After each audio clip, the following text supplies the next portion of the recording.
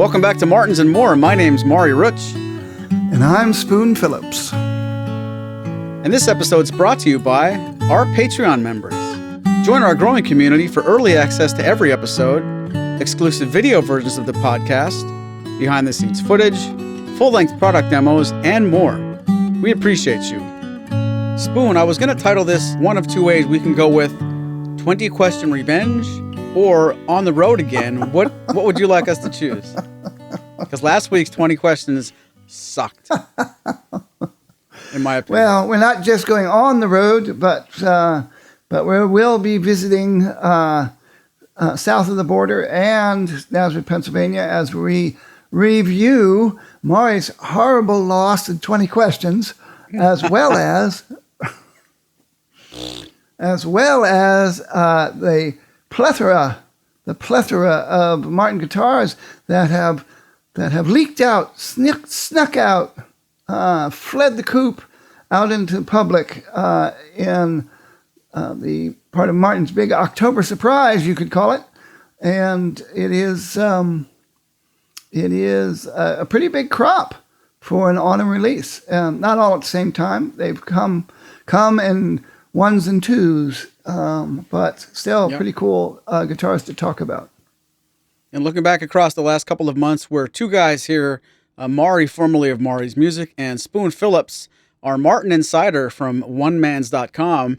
Typically, when something's coming around the corner, we're ready with it. We don't record that many episodes far in the distance anymore. So if there's news on the horizon, we can typically get to it within 1, 2, or 3 weeks. Sad to say, these last crop of, it's going to be at least 6 guitars we're going to talk about, maybe more. By the time we knew they were coming, we had some advance notice, but didn't have an opportunity to include them on a podcast episode until today. So I'll put the cart way ahead of the horse and say the last guitar we're going to talk about today does deserve its own episode coming later, but there are at least a handful of guitars that the public just found out about, and when we found out about them, we weren't near our cameras. And it also includes a very special instrument that's not even available anywhere except the Martin 1833 shop. So stay tuned. This episode is going to be riveting. It's going to have a lot of neat stuff. If you followed Martin Guitars releases from 1833 up until the 3rd or 4th month of 2024, chances are there's a lot of new stuff that maybe you haven't seen as well. So you got to head to the Martin website when you're done listening to this. But we have stuff to talk about. Spoon, we are recording this very, very shortly after an important vote. And if we would have thought of this a week before, we could have had a nice segue in time to talk about the new David Crosby version of the Rock the Vote guitar. What do you know about is it a D-11E? D-11E Rock the Vote. Some of you may remember the original Rock the Vote guitar with a beautiful painting of David Crosby with a variety of symbols and artwork basically depicting Americana and patriotic vibe. And he was certainly somebody who was always motivated by social causes and encouraging people to vote. So the late David Crosby, who meant a lot to Maury and I musically, we both when we met at the very first Martin Fest, we were already aware of each other's interest in the music of Crosby, Stills, Nash & Young, and David Crosby particularly. So this is a very cool guitar. It's got American sycamore back and sides. So it's a full-size dreadnought with American sycamore back and sides. Martin has used sycamore in the past here and there. And sycamore, of course, grows basically right outside the factory and in Nazareth, Pennsylvania. And it is so much so that it's the name of the street the factory is on is, in fact, Sycamore. So, yes, very cool guitar. It has a onboard pickup system with a pickup in the sound hole. So it's got a magnetic pickup in the sound hole. So what have you've been to the factory. Have you been able to see this one? I saw this one from a distance. I wasn't able to play it. But yeah, it's got the Baggs M80, which was a very popular pickup many years back. I was kind of impressed that they brought this back into a newer model. But this instrument is basically a re-release or a modernization of the David Crosby Rock the Vote that I did see many times when it was brand new and since. If you visited the Martin factory in the last couple of years, chances are you saw the little Porsche sports car convertible in the lobby behind the reception. And most often, or more often than not, this guitar was actually sitting on the actual driver's seat. So there are a couple of pictures on my Instagram, if it's worth going back and looking, but I recognize that was always a good photo op. This D11E, now that I say it out loud, I don't know if I've seen. I know I haven't been able to play this one yet, but I am impressed with the video that they put together at Martin, where it was Robert Getzel and Chris Martin, talking about the importance of voting and everything that goes along with it. It's a very storied instrument, and the fact that they got David's estate, to sign off on this, like you said, it was certainly. I think his quote is something like, "Democracy works if you work it," and the message of the video was as important as it is anytime. If you want to be, you want to have a choice, and you want to be able to be free to tell people what you would vote for, got to go and be a voter. So I know this is just one day late as far as the time of year in November we're taping this program, but it's a really cool instrument. What do you know about the M80 Spoon? Because I know when that came on the scene, it wasn't long after the LR Baggs M1. And it's an interesting pickup where some manufacturers like to be stealthy and they don't want you to be advertising that there's anything on your guitar. And then the LR Baggs way of life is, let's make it tan and make sure that everybody sees it's our stuff. Have you actually been able to hear this before? Yeah, actually I own one. I have one of each. In fact, I haven't used it in a long time. It is because I now have onboard, electronics in all of my guitars. But it's basically a humbucker. So for people who do not like that under saddle sound, and it's also kind of retro because it looks like the old porcelain guitar, inserts that you would have seen in the very early days of onboard pickups. But I am trying to remember. I do know that you can get it can be active or passive. I had a passive one, so basically, I would use it with a outboard boost pedal of one sort or another. But and the modern ones, I'm just looking it up here because I forgot to do this. But the modern ones have what they call more of a 3D technology. So this is probably not the exact same pickup that I have from when the model first came out. But it was also, I think the big selling point of this over the M1 was this was one of the first pickups that at least that I remember advertising that you can do the top slapping with, that it will pick up, that it was supposed to be better at picking up the top vibration stuff for people who do the percussive playing. And that's one of the things that made it popular. Nice. So that's the D11E Rock the Vote. Let us know in the comments section of the YouTube version if you're watching that one. Are you going to vote for buying the D11E? I haven't seen anybody on my Facebook or the Acoustic Guitar Forum that made a really big splash about this, but I know it was introduced not long ago, and we're always curious. Anything we talk about here on this program, what you think of it. So let us know what you think of the D11E. That is hardly the last thing we have on the docket today. I know a lot of stuff is brand new from Martin in both the X Series and the Road Series. Spoon, if I said let's stay in the Road Series, what's the next guitar you would talk about? Well, I would say I think the guitar I'm most excited about from the Road Series is the OMC 10E. And so maybe we should talk about that. What do you think? I'll allow it. Okay. Well, I'm excited about the OMC 10A because it's an OM and it has a cutaway and it comes with an onboard pickup system. And that's a fabulous combination. And they haven't ordered, they don't offer these much anymore. Martin went through a period where you could get a OMC 28. If I hadn't owned a Lawrence Juber signature model at the time, I would have gotten the OM28, the OMC 28E back when they were making them. And so this is much more affordable. It's less than $1,000 on the sticker price, and it's solid sapele back and sides, and a spruce top. But it's all it's wood fingerboard and bridge, and so not a lot of money for a good Martin guitar. It's got the performing artist profile on it, which I enjoy a great deal. I actually prefer that profile over the modified low oval that they use in terms of how my hands feel about these things. But it looks kind of cool. One of the interesting things is about this, it doesn't have the traditional OM pickguard. It's got the longer pickguard that you think of as on triple O's, but they, interestingly enough, most pre-war OMs actually have the long guard. The short guard was only around in the first models they made in 1929 and 1930.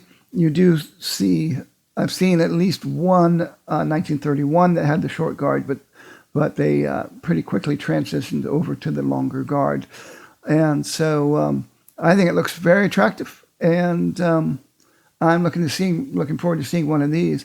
This would be an ideal choice, I think, for maybe electric guitarists that need an acoustic guitar to play and want to have that full access of a cutaway. But particularly play on stage, plug in, and let her rip.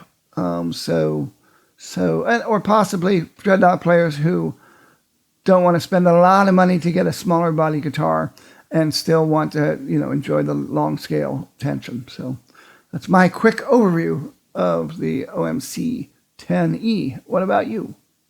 It's funny. I was going to start picking on the fact that a lot of Martin guitars in the last 10 years are quote unquote OMs, even if they're not named that, because a lot of the triple O's in the Road series might have long scale lengths, and I had no idea. I wasn't looking at the monitor closely enough to notice that it's not an OM pickguard. So they finally give you an OM that's really an OM, and they still don't because the pickguard's wrong. So it's not wrong, but in my modern thinking of these guitars like a triple O 12E, for example, and things in the Road series that were named triple O, but they weren't short scale, and they had the correct pickguard. Now they finally almost get it right. But if you're looking for an affordable OM and that pickguard is going to stop you, that nothing we could say is going to change your mind. But it certainly would be silly.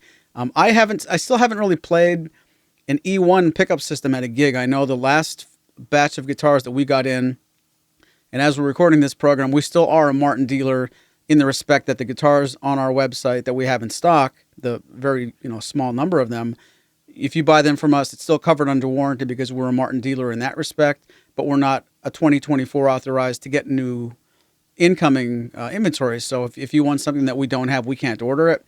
But I'd have to go back and look to see if there's anything on my shelf that made the cutoff where the E1 would be included in it, because I know it's pretty fair to say that's a recent addition to Martin. So I'd have to go and look. I can't make any comment on that, except to say that the times we've talked to someone in Martin that may or may not be named, he was pretty proud of the way they took the idea of an undersaddle pickup with the guts that they used to get from third-party manufacturers, and they're really proud of the way their version sounds. So I still have yet to really test that, but yeah, to get a cutaway OM, I really think at this price point it's a really nice addition.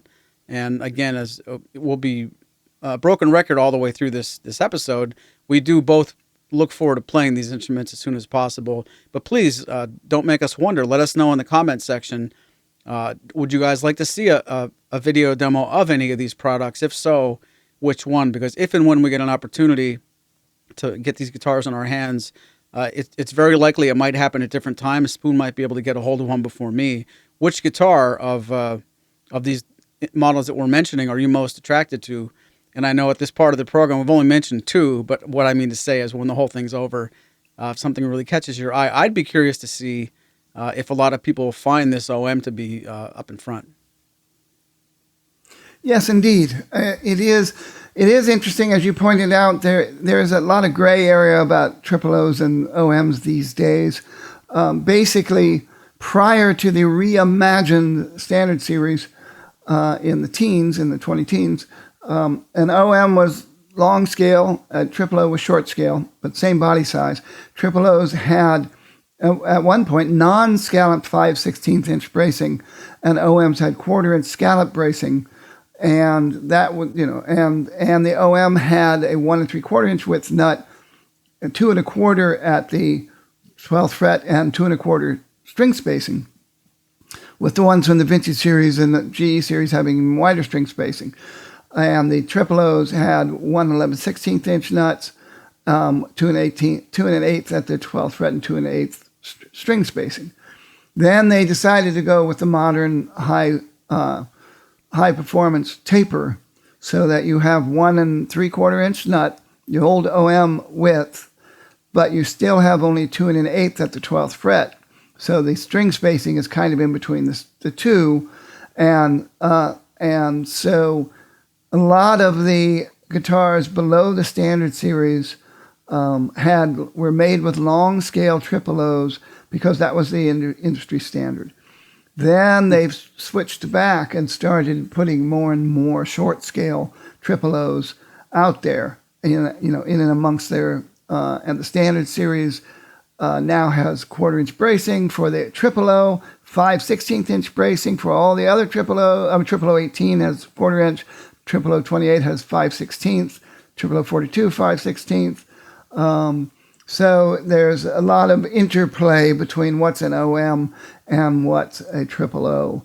And so it can be confusing, even more confusing. Orchestra model inside Martin simply means a 14 fret guitar. So even a D is an orchestra model, and you'll see that on some of their spec sheets and stuff. It'll say DOM, and that's referring to a 14 fret dreadnought. So that it can gets more confusing.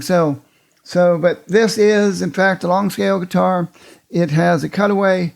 It's there, and now maybe they're shifting even in the Road series, and maybe we'll see in the X series. Maybe they're going to start going with changing the triple O's to short scale across the line. I'm curious to see if that happens. Though this, to me, may not be a full OM, like you say, because it's got 5/16 inch bracing. It doesn't have 1/4 inch bracing. However, the Road series bracing is different in some respects than the standard series anyway. So yes, True. very curious to see. This has the very thin hand-applied finish, hand-rubbed finish to the satin. So it's going to be a very lively guitar, and it's probably going to be super responsive. So yeah, I'm excited to see this under $1,000 cutaway OM with an onboard pickup. Well, you'd mentioned short scale, and if we're done talking about the OM, if you were going to build a guitar very similar to this and you were in charge at Martin, which someday you probably will be, what would you call it if you made a short scale version, double O, of this instrument? What would the name be, possibly? Well, it could be 0010E, because that's what they did. They released these two guitars at the same time. It's the short scale 00 version of this. So that's fascinating too, that they're going with short scale, but a smaller body than a triple O. And, and a lot of people remember there was a time when you couldn't get double O's in the Martin catalog. And then they came out with the 0018 V, which then turned into the standard series 0018. But now they added a 0028 a few years back. Martin had made almost no 14 fret 0028 throughout their history until that time. So double O's are coming back. People want smaller guitars. These things, they look nice. They have what they call select hardwood bridge and board. So it's not, it's a genuine solid wood bridge and board. They have a single ring rosette that looks attractive, and it's a nice tortoise pickguard. So interestingly enough, this also says 5/16 inch bracing on the spec sheet. So again, Road series bracing, a little different. They probably do it to give it a little more umps for people who are going to be doing hard strumming, and with this light body finish. So fascinating combination of specs. And I'm sitting here in the studio, and the last time you were here, we were both playing some of the newer Martins at the time, including the satin finished standard series. I'm happy to see satin finish, including the top on these new models. Yes, indeed. Yeah, and those, the D28 and D18 satins, with their different cosmetic choices, basically revolutionary for Martin, and they definitely sound different than their gloss counterparts because the satin finish it allows the wood to vibrate more, and it's not quite as gripped by the lacquer, and so they definitely offer another option, and they're definitely very successful within the Road Series. Road Series, for me, it is definitely the best bang for the buck. You're getting a lot of guitar, particularly for the price range. Like if you go into a big box store where you have a bunch of different brands in the $500 to $1,000 range, I think the Road Series is definitely at the top of your options for tone-wise. And again, I like the Performing Artist fingerboard. I think it was really designed to appeal to electric guitarists who grew up playing much shallower necks than what you would find on a traditional Martin or Gibson, and I find it quite enjoyable to play. What if you were able to go out of the Road Series into, say, the 15 series? My memory, it's really good, but it's short. I know the D-15E came out not long ago, and it caused quite a stir, especially on forums, because the 15 series had typically been, when you say 15, you think of the Nazareth production, you think of full dovetail neck joint. They kind of did it again with the new 00015E. This is the 000 take on the D-15E. And again, I'm sure this one's equally made in Mexico. What do you know about this model? And am I wrong to kind of put that in that light there? Was that kind of bad? No, I don't think so. It was definitely controversial for some people that they're making a 15 and they're making it down in Navajoa, where they've been for over 35 years, so they are different. And you mentioned full dovetail. The 15s from Nazareth don't have. They have the simple dovetail, which is still a much bigger dovetail than the full dovetail, but it's not exact. It's still not the same. But yes, This is a really good idea. So you're getting mahogany back and sides. It is a species of actual mahogany, but it's actually grown in India, and this is something that's been going on for a long time. That people were, taking mahogany from tropical America to places like the Philippines, and growing it, in a climate similar to what it would be grown in South America and Central America, and so it is different than what you get from the Nazareth 15s. It's got the M&T neck joint that, instead of the simple dovetail, it's got the PA profile. So it is essentially Road Series construction. It's very similar to the Road Series instruments, but even though they're putting a 15 on it. So, of course, that's controversial. There's a lot of people who don't want Martin to change anything. Just like there's a lot of people who want Martin to only make D18s and D28s, even though they're never going to buy one because they already have their Martin guitar. So, but again, here's a guitar with E1 electronics, and it is PA with the high PA Performance Artist neck profile that I'm fond of, with the high performance taper. I'm still up in the air if I ever get another custom Martin of exactly what neck I would want to go with, but I would seriously consider the PA profile.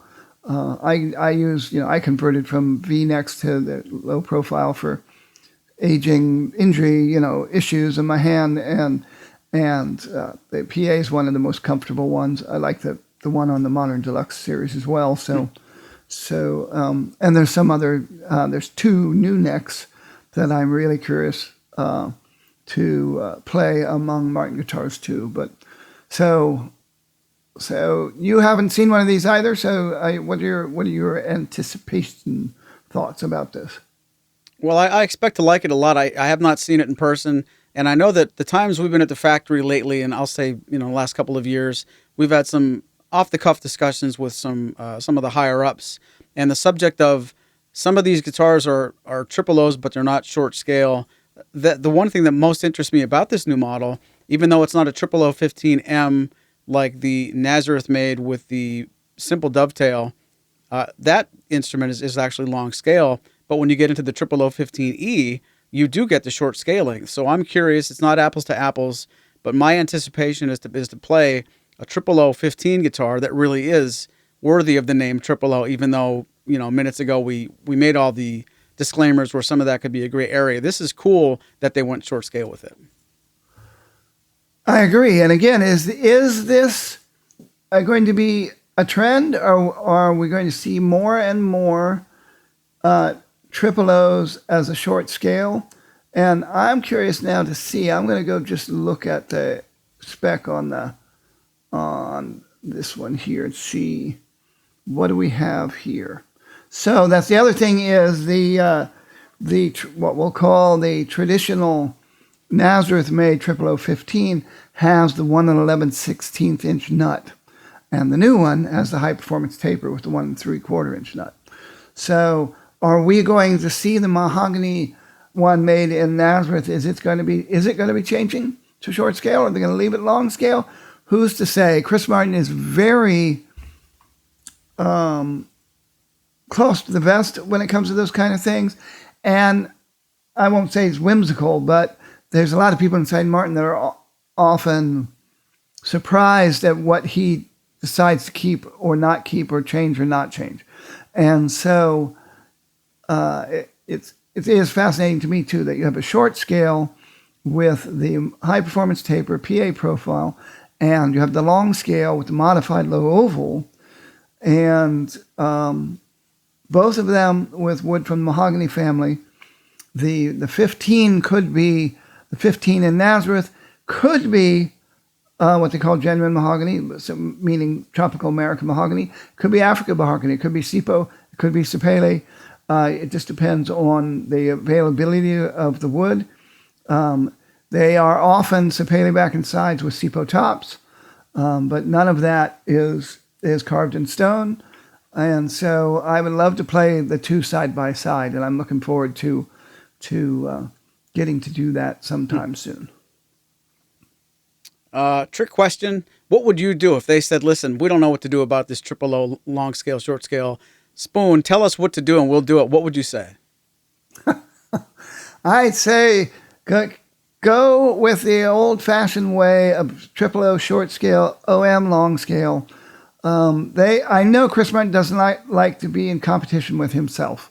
So some people feel like they're too similar, and so they typically go with long scale.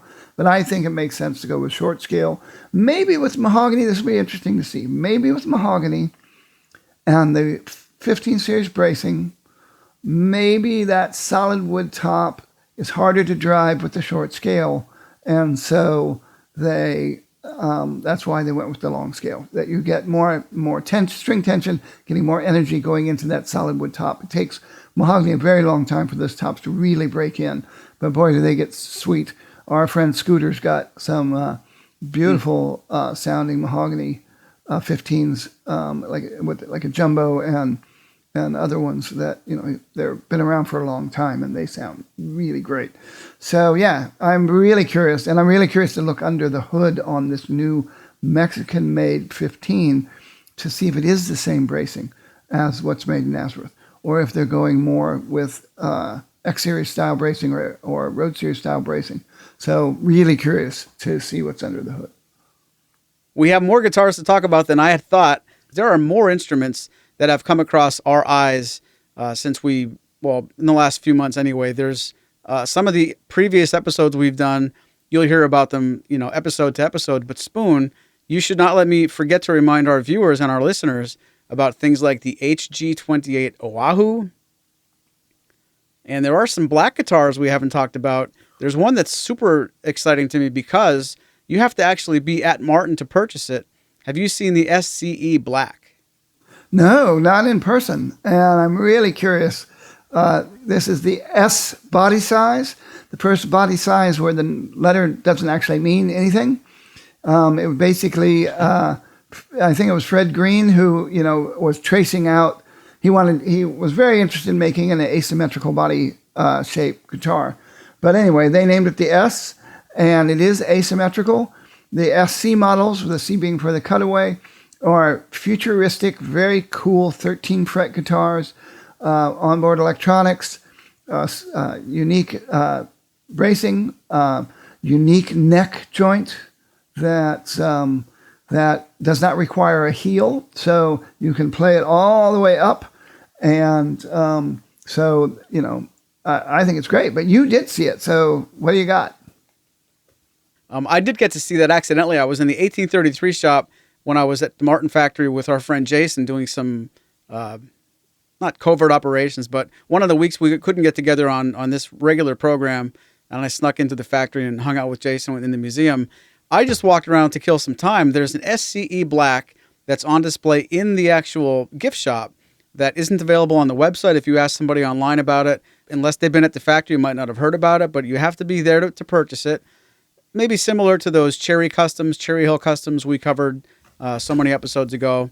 It doesn't look like it's drastically different from any of the SC. Like the SC10 is probably its closest relative. I didn't get an opportunity to play it. I foolishly, whenever you get a chance to go to Martin and you think, I'm going to be back next week, so I'll do A, B, and C, just do it while you're there. I ended up getting very busy and didn't make a chance. I didn't get a chance to go back and play that plus some other instruments, but it is in the actual gift shop. So check it out. SCE Black. I don't have a lot of information about it, frankly, because it isn't something they've wanted to promote outside the walls of the factory, but it certainly looks interesting. It looks basically like a cross between the SC10E and what we would call the OMC X1E Black, that now they changed that model into a GPC, but it's pretty interesting looking. And I have to imagine it'll be awesome on stage because you probably can't see it. It's probably just a silhouette of an instrument with the way the whole guitar has a dark vibe. Very interesting looking, but it's not the only black guitar that I glossed over at the end of this episode. What else is new in the X series that you were prompted to remind me about because I didn't see them? Exactly. So, and I haven't seen them yet either. So that's one of the reasons we're doing this. These are new releases that we're excited about. Like I said, Martin used to release a model, maybe two, as a pre-NAMM thing in the modern era, and now they're we have the DX1 Black and the OX1 Black. So clearly they're really happy with their all black guitars. They have white dots. They're reminiscent of the Johnny Cash model that they were making, but I can only assume that somebody has, put a flea in somebody's ear about making more black guitars. The people like black guitars. They look cool on stage. And so now we have a short scale O, $500. It should be a very cool travel guitar. And then you got the big DX1 Black. So these are really handsome instruments. And so that's exciting. And so we've got, new Road Series models, new X Series models. We got the new signature model in the Johnny Marr. And you just mentioned the HG28 stands for Hawaiian guitar, the new Oahu series. Really curious to see what they're going to do with that. These are guitars that Chris Martin was inspired to make as he learned more and more about the history of Hawaiian music and how the Hawaiian music craze that started in 1912 and then really took off after the First World War, or really across that whole time, it became a really big fad in the United States to the point that Martin could be described as being a ukulele maker who also made guitars, in the 1920s. And so the Hawaiian style guitars were made by a bunch of different manufacturers, including Gibson, and Gibson came out with some HG models. That's what they called them. Chris Martin bought one at auction and decided to take the body shape, which was clearly inspired by the slope-shouldered Dreadnought and Triple O that Martin was making Hawaiian guitars in. And though it's got its own cool shape, it's much closer to, it's smaller than a 12-fret Triple O. It's much closer to a 12-fret Double O.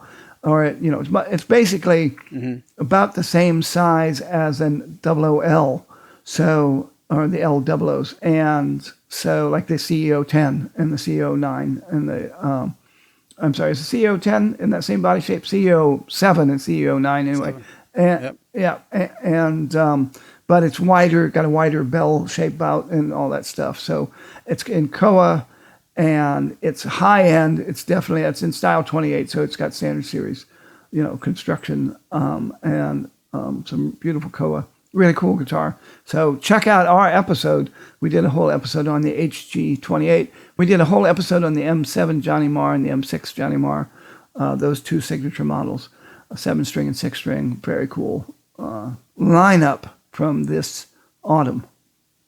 Well, before we tell you our final guitar of this episode, I want to remind you guys, please let us know what you think of any of these in the comments section. And please let us know if you watched last week and how did you feel about my falling on my face in 20 questions, because that part of the program is just around the corner, although it's going to be a game of revenge, because this week I think of the guitar and Spoon has to fall on his face. But that's all after this next segment, because we want to talk briefly about a very exciting guitar from a very exciting artist. I shouldn't say next week, but the plan is next week. So in the coming days, in the coming weeks, we're going to have a special episode centered around Craig Thatcher and his new signature model that would also technically fall into the Rhodes series, but Spoon is quick to point out that there are a lot of good upgrades and fanciness in what would typically not be seen in a Rhodes series instrument. What do you know about that guitar, and how excited are you that we're going to get Craig on the program? Oh, I'm very excited. It's a very cool story that he has to tell about it. And for those of you not that familiar with him, Craig Thatcher is a spectacular guitarist who's from the Lehigh Valley area, and very short drive from, I think he's from Quakertown, but a very short drive from Martin, and became friends with Dick Boak and other people at Martin years ago. He's primarily an electric guitarist. I'll just drop some, there are some other guitars we could talk about that we were doing whole episodes that also came out this fall, like Johnny Marr's signature models, the M7 7-string and the M6 6-string. That are very exciting guitars too. And like Johnny Marr, Craig Thatcher was thought of primarily as an electric guitarist, and he probably would say he was an electric guitarist. And it really wasn't until he got more connected with Martin that he got more and more into acoustic guitars, and now literally tours with Chris Martin, with CF Martin IV, to demonstrate Martin guitars. And they're going to be coming up soon in New York City. Probably they'll have come and gone by the time this episode comes on. But I'm going to try to get there and check them out. I've seen the two of them on multiple occasions do their road show, as you might call it, but they don't call them road shows, I don't think, because I think Taylor calls theirs road shows, so they don't use that same term. But that's what it is for, that's the old term for going around and doing these kind of presentations. So they're fascinating. Check them out. And I'll just say about Craig, one more thing about Craig is he is the only person ever to be granted permission to be an official Eric Clapton tribute act, which is what he did for a long time. So that's a super cool thing. And so excellent blues guitar player, but plays in a variety of styles. And yes, he was granted his own. Chris Martin came to him and said, "What about a signature model?" And I'm going to save the story behind it until he's on. But I'll just say that yes, it's many firsts about this guitar related to. I'll just say the first one is it's an custom artist edition that's actually made in Navajo, Mexico, and it's the first time they've ever done anything like that. And he's really, really happy with how it turned out. It's your turn to guess, and it's my turn to think of a guitar. It is time for 20 questions. Revenge. This is the game that we like to play where someone, in this case, the smart guy, Maury, thinks of a Martin guitar that's available in the world today, and the wise guy, being me, I have to guess what guitar it is. I get 20 questions and up to 3 models before I crap out, roll snake eyes, which is what happened to Maury last time when he ventured 3 guesses and didn't get it.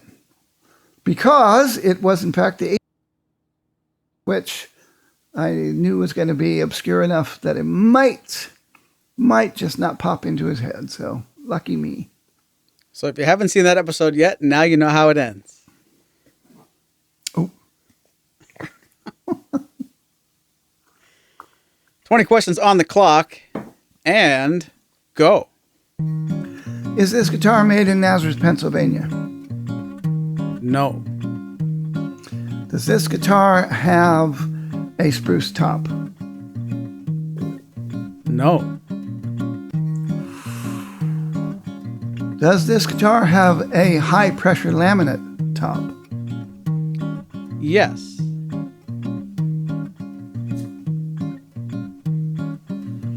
Does this guitar have only 6 strings?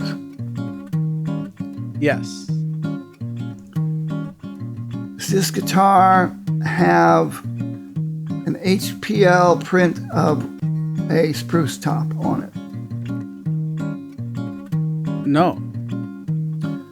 Is this guitar in the dreadnought size? Yes.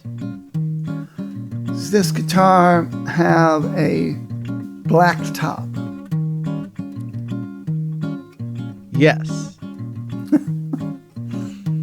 Is this guitar the DX1 black? Yes. So much for revenge.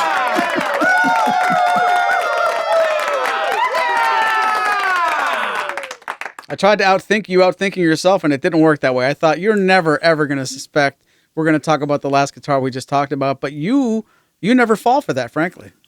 I've tried to get you with that too, and it's not worked. So yes, if my next guess, if it had been no, it doesn't have a black top, would have been the Rock the Vote, the David Crosby Rock the Vote. But that would have been better. Yeah. That would have been better. I'm glad for you. Nice of you to admit that. Well, congratulations. You have outdone me again. Maybe it's time we do take an honest look at.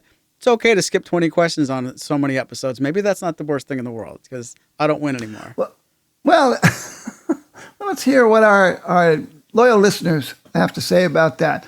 So if you're on this YouTube version of this podcast, you want to comment in the comment sections. We'd appreciate that. And are you all tired of 20 questions, or do you guys enjoy it? Or you can send an email to oneman@onemans.com. That's with a Z. Or you can send Maury Rutch an email at support@maurysmusic.com. And if you'd like it to be 100 questions instead of 20, you can tell us that too. But we certainly enjoy playing it. One we remember too. You still wouldn't have gotten it. That's when we ask me, do we want to do that anymore? And I say we do not.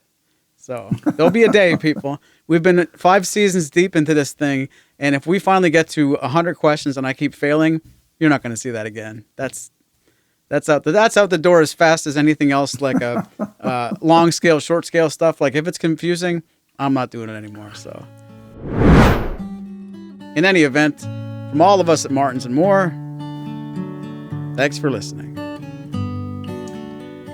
Hear you later.